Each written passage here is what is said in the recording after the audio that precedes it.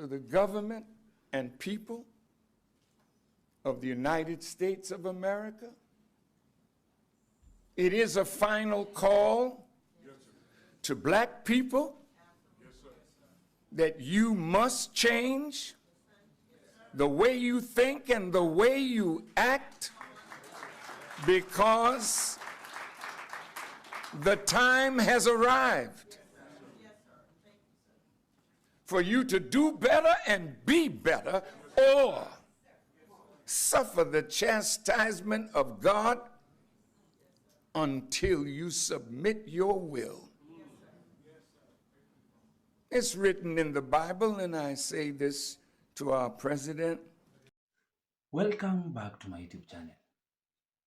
Louis Farrakhan tells the black people that their suffering was not meaningless.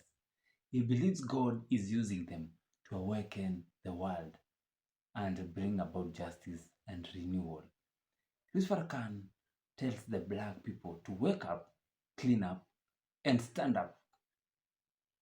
Louis Farrakhan has been fearless, helping the black community fight for their own rights. On this one, he delivers a very powerful speech talking about what the black deserve and what the white community have used to oppress these black people. So make sure you watch this video till the end, and at the end we're going to have a good discussion on what Louis Farrakhan is talking about.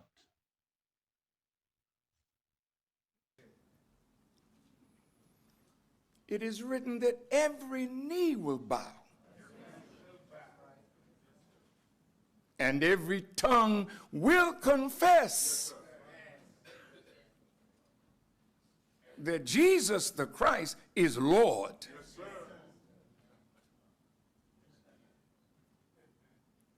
I represent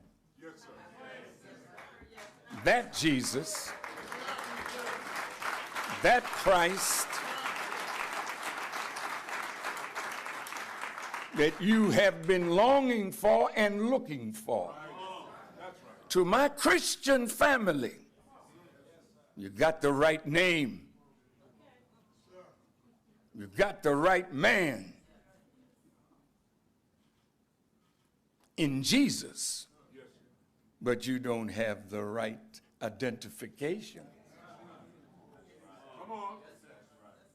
We have to escape the tyranny of white supremacy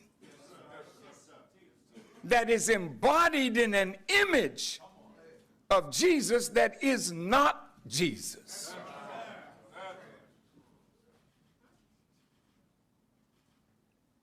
If Jesus were in fact a white man, we would have no problem bowing to his greatness and majesty, righteousness, because that's the way he's styled in the Bible as well as in the Quran.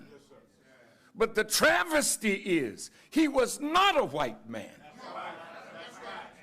You say, what difference does it make? It must have made a difference to you to take him out of his color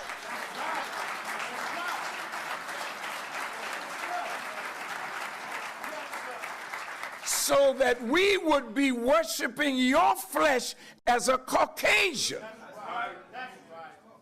never summoning the courage to check you in your wrong, stand up against you in your evil,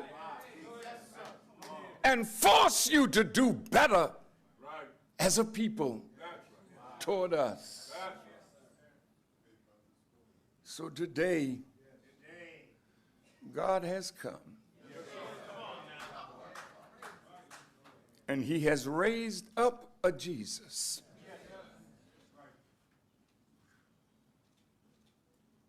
the Jesus that Jesus the prophet was a sign of. Jesus, the prophet who lived 2,000 years ago, was a righteous servant of God. He is dead like all the prophets that lived before him. But Jesus prefigured one that would come in the last days of this world, who would be Jesus, the Messiah, Son of Mary.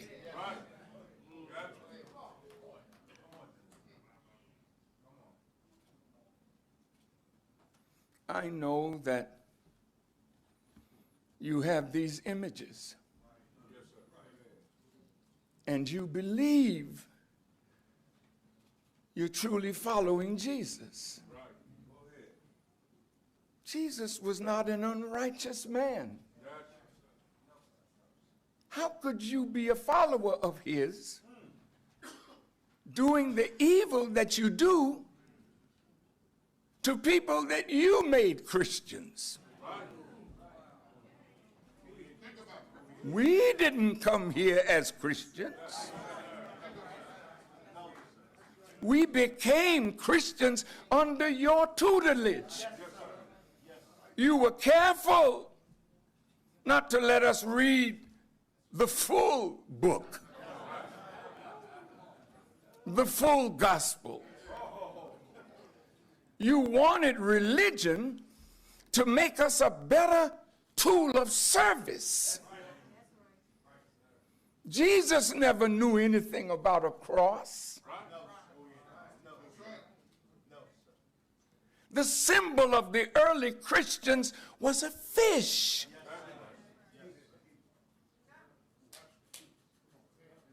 So when Jesus met Peter,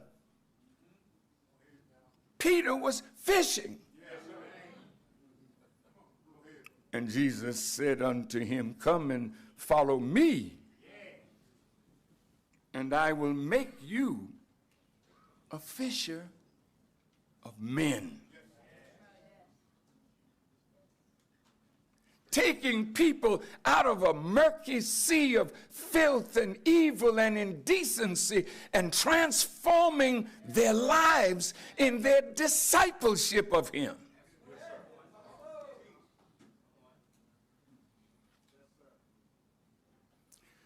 To the members of the Jewish community,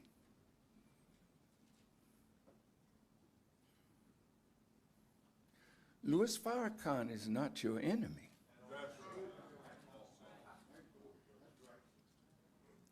You act as though it is sin to critique you.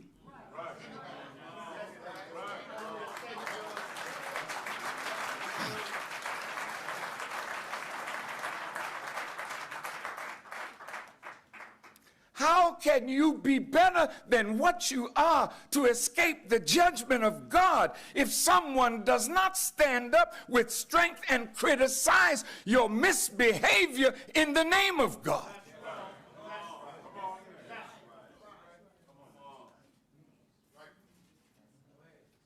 That's a great act of love. Every Jewish mother is honored and loved because a Jewish mother chastens her children with love and guides them to the greatness that they have manifested on this earth. So when you sing the song, "My Yiddish Mama," you know how to honor your mother, fulfilling the command of God. Honor your mother and father that your days may be long. Well, as a member of the press, you may say, hey, I didn't come here to hear no preaching, Farrakhan. Well, this is just what I would call the prologue.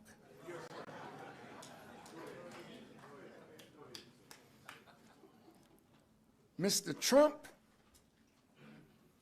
is an anomaly.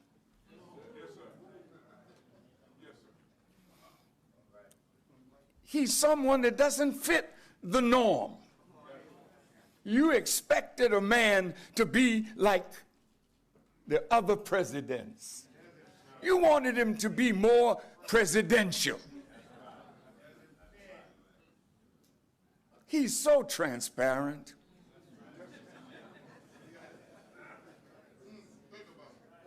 You wanted him to put on a suit and act dignified, like the thieves and robbers that dress in suits and tell lies. You wanted him to be like that. He's telling lies, all right. And you're angry because he's your reflection.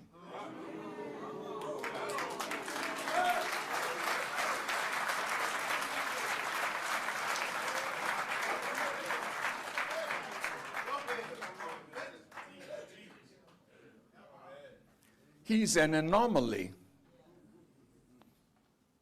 You can't make him what you desire him to be so that you can say, oh, that's my president. He wasn't made that way. God has him here. What did you say, Farrakhan?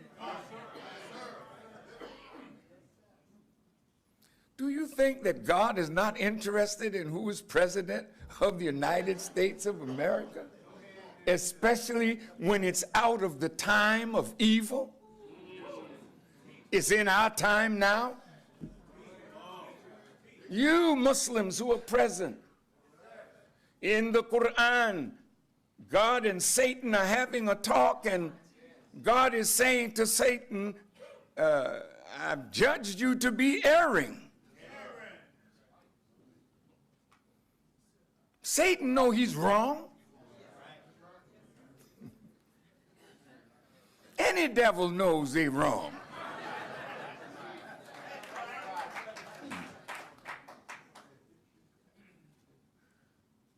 So God said to Satan, as Satan asked him, respite me, delay my doom. Because Satan was doomed from the day he was made.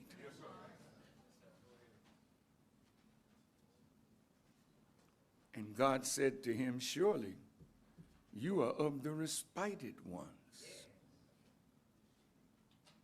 And Satan responded to God by saying, I'm going to come after them in your straight path. I'm going to come to them from their right, from their left, from before them and behind them. I'm going to make them all to deviate. Did you notice that President Trump got in an argument with the Pope? Yes, sir. Come on now. Yes, sir. What kind of man is he?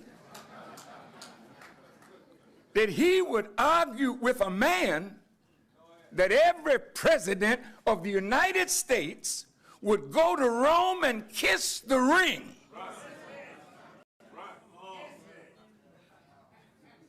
But not Donald Trump. Have you considered these things?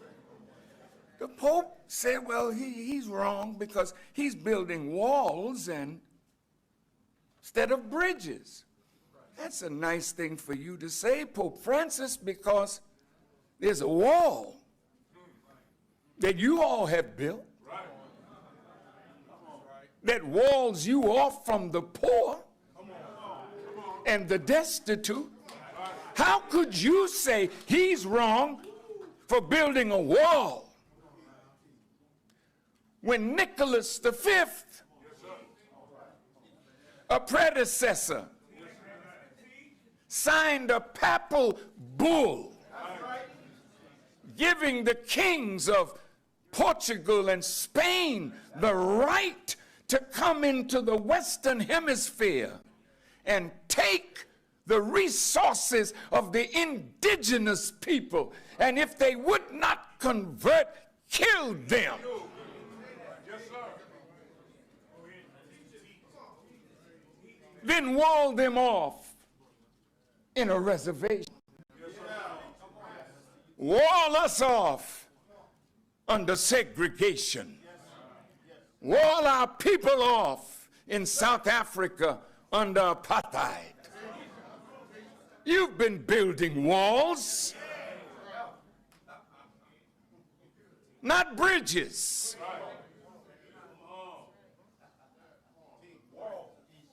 So President Trump called that a form of hypocrisy. Yes, sir. Yes, sir. You have no right to condemn him, he said, for building a wall or telling him he's not a Christian. Suppose I told you that you are not Christian. Right. How could you be? 2,000 cases of pedophilia before the Vatican? How could you be?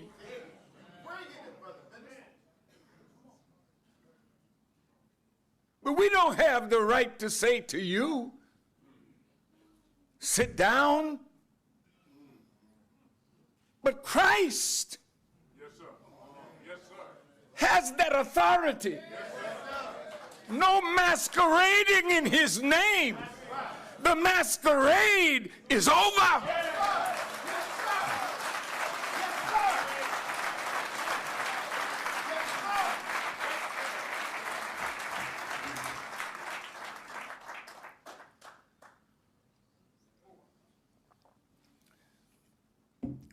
So when I decided to rebuild the work of the Honorable Elijah Muhammad, I went around in Chicago and asked for the blessings of black leaders and opinion makers and pastors. I got the blessings of John Johnson of Ebony and Jet. I got the blessing of Father George Clements and Father Flager. I got the blessing of Lou and Georgia Palmer. I got the blessing of black people who meant something to black people. Yes, sir. Yes, sir. But when it was heard this month, 40 years ago, on Cottage Grove Avenue at the Institute of Positive Education under the guidance of Hakeem Madhubuti, that I was going to rebuild his work, some of my brothers who once followed Elijah Muhammad were talking about taking my life. So one of my friends, Ronaldo Glover, who is a lawyer and was the husband of Sonji, formerly known as Sonji Clay, the first wife of Muhammad Ali. I met in their home with Al Reynolds and Glover, and they were trying to help me get started.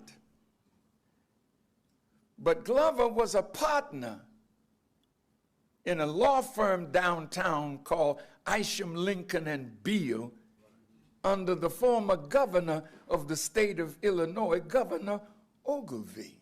Yes, sir. So they brought me to Governor Ogilvie, who, I think it was Nixon, wanted to make him head of the FBI. He turned it down. And Glover said to Governor Ogilvie, Farrakhan is trying to rebuild the work of his teacher, and there's talk about assassinating him. What would you advise him to do? Governor Ogilvy looked at me and said, Farrakhan, I would stay in the public. Keep on speaking and getting people around you. That would make it more difficult for you to be assassinated. I thanked the governor and went home to my humble abode, my poor wife and family, and nervous about what their husband and father was trying to do.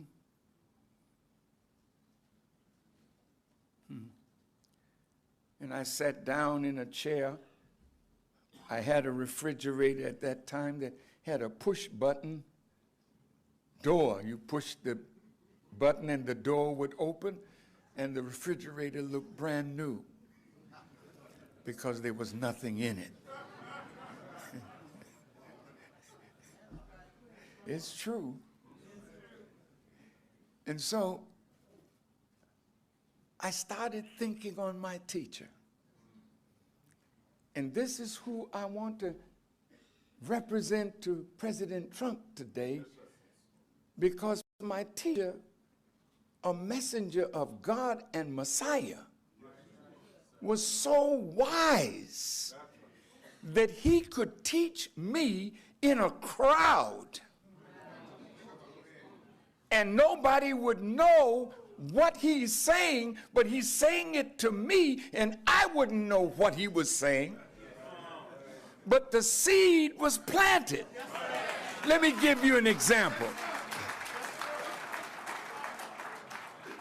I was sitting with him one day, and he's carrying on a conversation with his laborers. And then he looks at me and said, brother, when a seed germinates in the earth, it sends a root down long before it sends a shoot up. And he went right on talking. So after I left Governor Ogilvy, I went home, and in the quiet of a room, his words came back to me. Go underground and work without being seen. And for 7 long years, I went underground. And I didn't surface until Reverend Jackson wanted to run to be president and asked me to come by his side. He said, Farrakhan, you can't deny the people what you know. Speak. And I have to tell you, it was Reverend Jackson that brought me out of hibernation. And my first interview was with a young lady named Jamie Gangel. I think she was an NBC reporter. She asked me questions, I gave her straight answers. And then Jesse got in trouble. You know the history. I'm just touching it, because it leads to what I'm going to say in detail to President Trump. I never knew anything about relationships with the Jewish community. Nothing.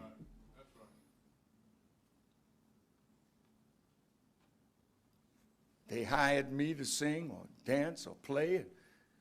I did that. I went to their homes and I ate chopped liver.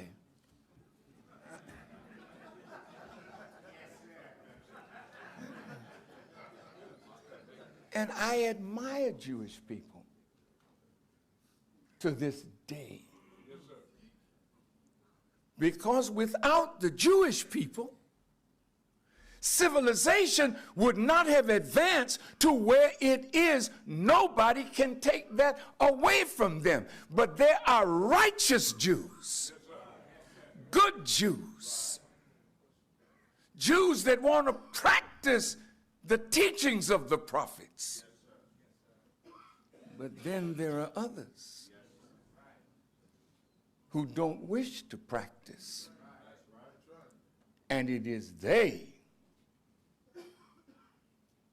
that hated Reverend Jackson's desire to be president. He had shook hands with Arafat, sin. I don't understand you people. That the president can go and meet with his enemies.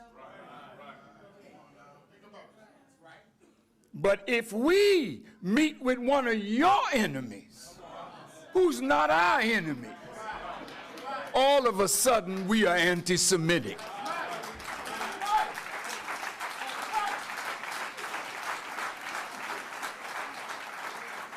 Every black man of consequence was called an anti-Semite. Why do you use that? When these people don't hate Jews, but they may criticize some aspect of your behavior that disadvantages them. And if they do, you punish them. I thank the owners of the Watergate for allowing us to be here.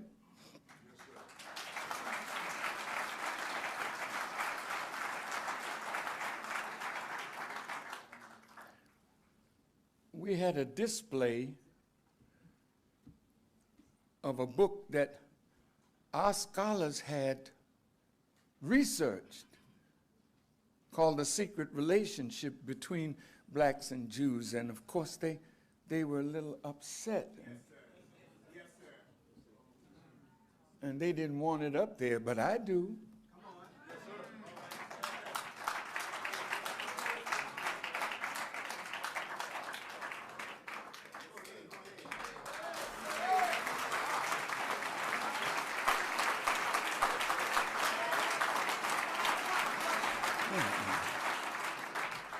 I'm not being defiant. But we paid for this room.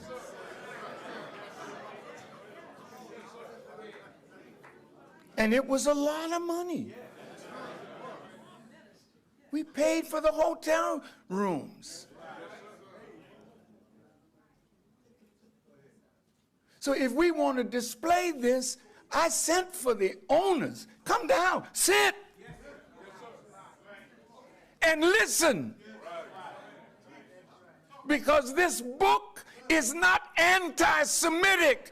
It is truth of what has been done to us by your people.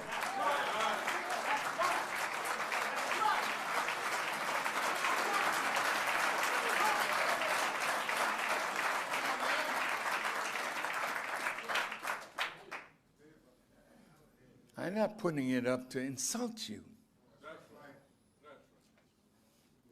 But you need to study your own history if you don't know it. But those of you who fight us with this, it's because you know your history and you know what you've done to us, but you don't want us to know, and you don't want us to share that knowledge with our own black brothers and sisters.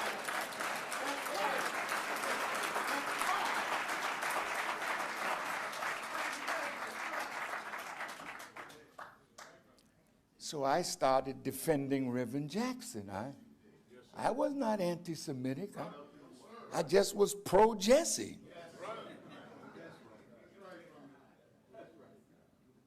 I saw Jesse as a kind of hope for us because he had that charisma. He was so handsome and so brilliant, and he wanted to galvanize us to vote for him.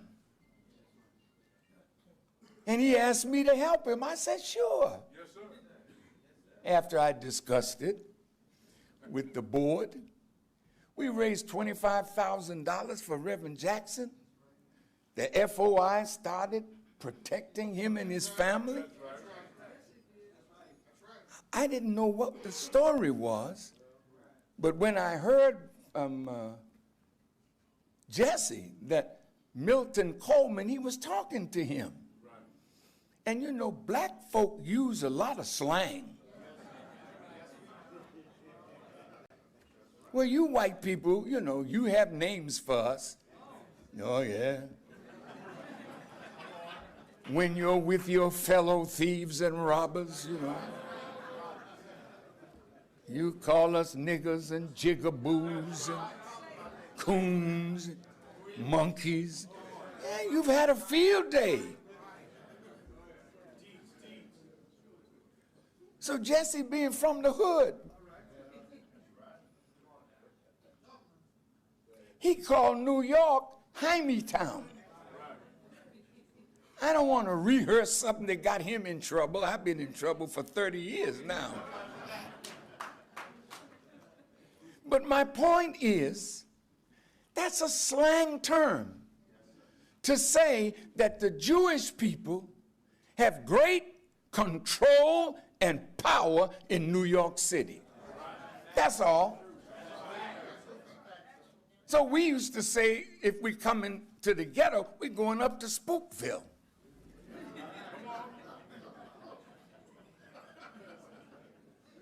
Because we've always been the spook that sat by the door, and you don't pay attention to spooks. Because they're replicas of what once existed.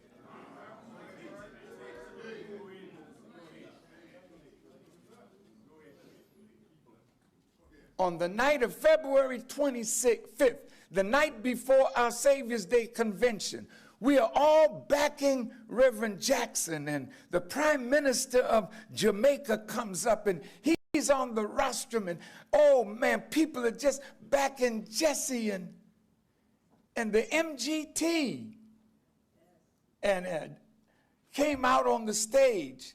You know that Rolaids commercial? How do you spell relief? R-O-L-A-I-D-S. Well, we said, how do you spell relief? J-A-C-K-S-O-N. We were pushing Jesse. Why do you get angry with us? He was our self-interest. We had an interest in his moving the Democratic Party in a way that we could get some benefit out of that party.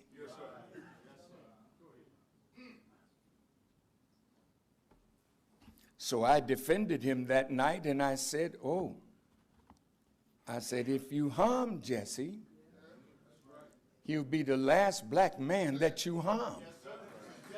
I said, we are tired of feeding our leaders to white people like raw meat to lions.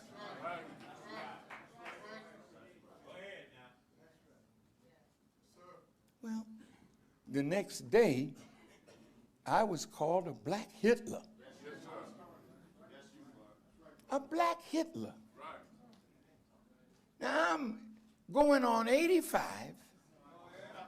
I never have been arrested. I haven't beaten up nobody, shot nobody. What have I done that I'm persona non grata except speak the truth and refuse to bow down?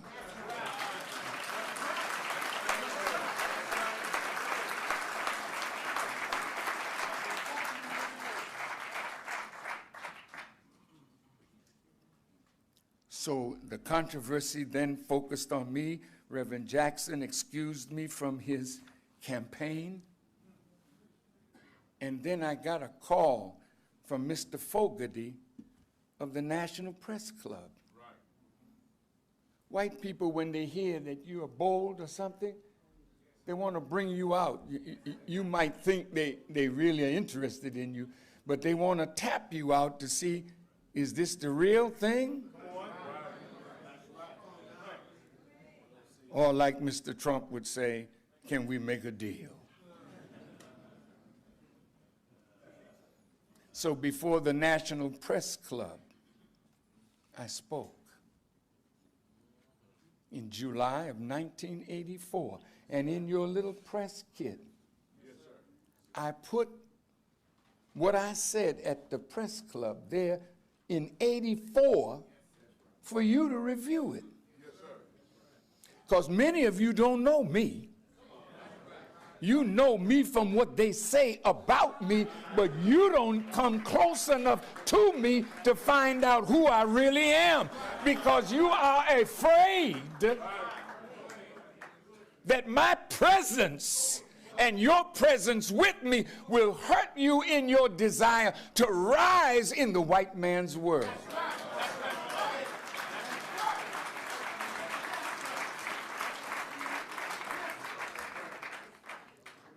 Did you know that Ronald Reagan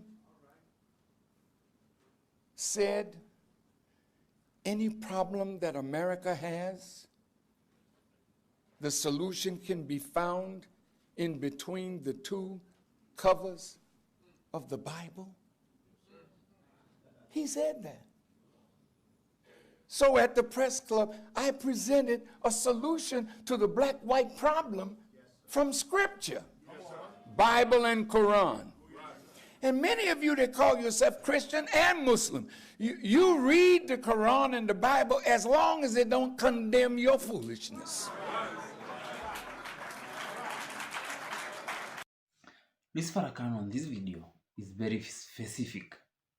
He's talking to the black community. He tells the black community to wake up and to know who you are. Farrakhan consistently reminds the black people that they are not what the world was told they were. He says that they are the original people of the earth, descendants of kings, scientists, and prophets, and that slavery stripped them that knowledge. Louis Farrakhan is very key on this. He tells the black community they should know who they are because they deserve more than they get on this world. He continues to tell them that they should love themselves and stop hating one another. He urges this black community to end self-hatred, division, and violence among themselves, saying those are the mental chains left behind by slavery and white supremacy. He teaches that unity, respect, and love are the foundation of freedom.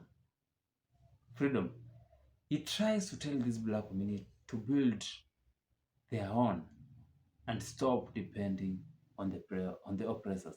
I think by oppressors is trying to say the white people. He preaches on economic independence. He tells black people to own businesses, create schools, and circulate their money within their own communities. He believes true liberation requires financial power. You can't be free by not having your own economic independence, by not having your own financial breakthrough, by creating your own things, institutions, schools, churches. He urges the black community to do that so that they will stop depending on the oppressors. He uses very key terms. He says unite. The enemy will definitely win if you are divided. He wants the black community that disunity is the greatest weapon used against them. He calls for unity across all religions, political views, and backgrounds. Muslims, Christians, nationalists, or others. He tells them that they should ensure that they have a collective responsibility of staying together as brothers and sisters, because if they depart each other, this will be used against them and it will definitely end them. Louis Farrakhan adds that the black community should stop imitating their own oppressors. He says that many of the behaviors destroying the black communities, that is violence, drugs, materialism, greed, are learned from these oppressors' society. Louis Farrakhan urges the black people to reject the moral decay of the system that is enslaved them and return to righteous living. That's why he's a minister of God. He says you cannot be free by acting like those who enslaved you. You must rise above their way of life. You should not copy whatever they are doing, because these will get you back and back. Educate your mind and your children. He emphasizes that the black community should always know how to unlearn and also tell their kids about what life is in America. He often tells the black people that education, not just in books, but in spiritual and moral wisdom, is their weapon against oppression. He says ignorance keeps the community weak. Ignorance is the worst form of slavery. That is what he says. But having knowledge and wisdom, it will give you the capabilities to do your own things without just depending on the oppressors. Louis Farrakhan, he demands the black community to respect their women because he thinks that they are the nation's foundation. He teaches that the condition of the black woman reflects the health of the entire black nation. Black women are the mother of the black nation. He demands that men protect, honor, and uplift women, not just abuse and exploit them. These are the exact words. Louis Farrakhan says, a nation can rise no higher than its women. When you uplift her, you uplift all of us. These are words directly from Louis Farrakhan. He argues that every black person should stand firm against injustice, but with discipline and righteousness. He calls the black community, the black people, to fight racism, not just through hatred, chaos, fights, but through knowledge and wisdom, through teachings. He emphasizes the black community to always have self-control and moral conduct, saying that spiritual uplift and moral conduct is good will ensure that you are fighting injustice in the best way without bringing in chaos within different people, and that ensures that you grow well as a community. He emphasizes that God is always with you, the black community, and your time has come to change the world. Spiritually, Farrakhan tells the black people that their suffering was not meaningless.